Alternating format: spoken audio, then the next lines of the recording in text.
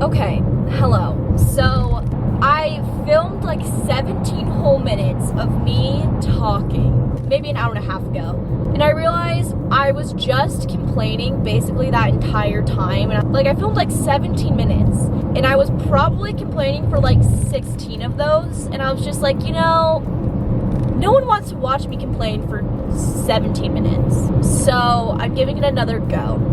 I'm going back to school. I'm driving back to school. Once again, I've done this drive so many times.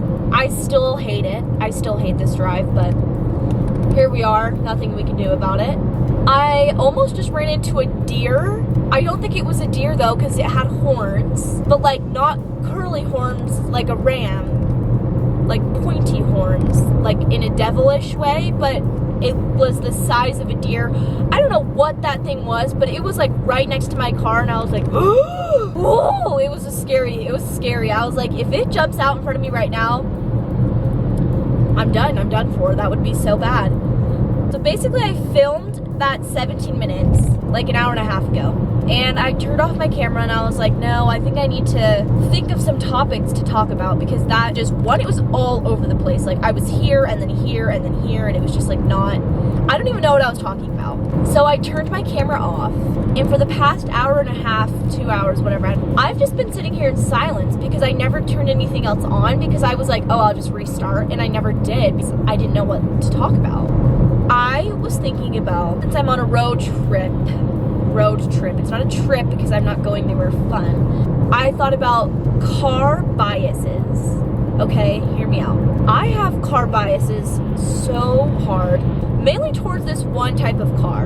And if you drive, I honestly feel like anytime I have like a driving vlog, like I'm in my car filming, I make a comment about this, and I always get rid of it because I feel bad. But I silence no more. Okay, you have to hear this. And if you drive this car, you could be different. I'm sure you could be. But just be self-aware. I'm car biased towards trucks. 9 out of 10 times, if someone is riding my ass, it's a truck.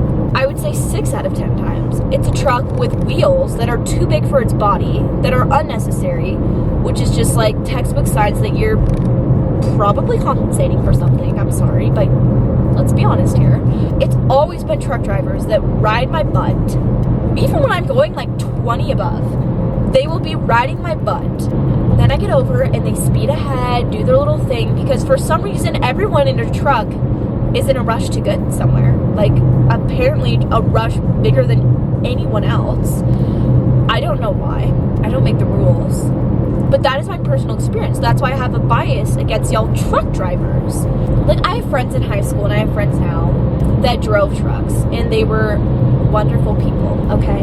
They are wonderful people. But for some reason, the second I see you drive a truck, I'm like, I am a little scared to get in this vehicle with you because I love you as a person, but who's to say how you are as a driver?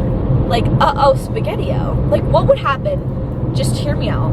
If I was single right now and I was talking to someone and we hadn't seen their car yet, we hadn't gone on a date where like they pick me up, and like it's going really well, we're just talking, and then one day he's like, let's go on a date, I'll pick you up, and he drives a truck. I'd be like, okay.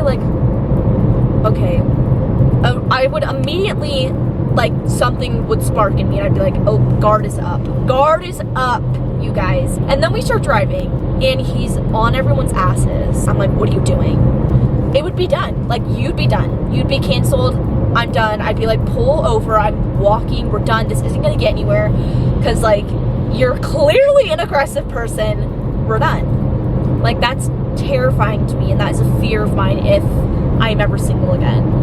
And if you're like, oh, it's not always truck drivers, okay, it might not be, but like for me, my personal experiences, it has always been truck drivers. Like, I'll give you an example so we have some credibility, some ethos here, okay? I was driving, actually on this exact drive, which is honestly where I've had my worst driving experiences ever, in this big red truck whose wheels were too tall, and this fine old white man was in the car behind me in this big red truck, and it's like 7:30 in the morning, and he comes up on my butt right on my butt when also no other cars are around me. So he could have just passed me. And I can tell he's yelling at me in his car because he's like, and he's like, move over. And I was like, can you not do it yourself? Like, you lazy old truck driver. And it was a nice red truck too. And I was like, okay, here we're gonna have a couple of problems. I moved over because I was scared of getting shot. Because people with road rage are crazy and you just don't want to mess with them at all. But had we had gotten out of the car, had I had seen him in real life, based on his age, based on the size of the truck he was driving, I think confidently, I think I could have kicked his ass. And I'm like, there it is again. The compensation. There's a red truck driving past me right now. Oh my God. That was on purpose by the universe right there to give me PTSD. But like, it's just so unnecessary. And I'm like, can y'all take some Ritalin and just calm down? If you drive a truck, I'm sorry. I'm sorry that I speak of you in this way. I'm sure you're a great human being. Who knows how you are as a driver. But I don't hate truck drivers. I just have never had a positive experience with them on the road, okay? The end, unless you are my friend.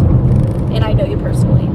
And you drive a truck. The end. Anyways, thanks for watching. I'm going to conclude it here, but I'll let you know when I get home. For safety. Bye. Okay.